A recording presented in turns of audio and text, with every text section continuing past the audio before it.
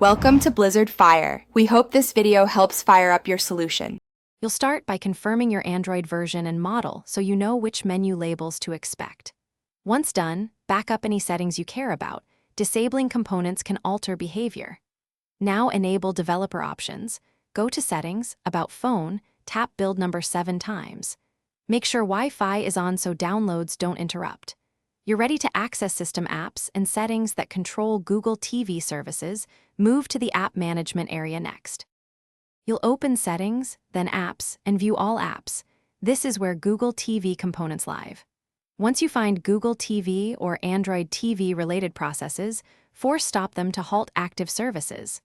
Next, tap Disable or Uninstall updates to revert the app to the factory version and prevent automatic relaunch.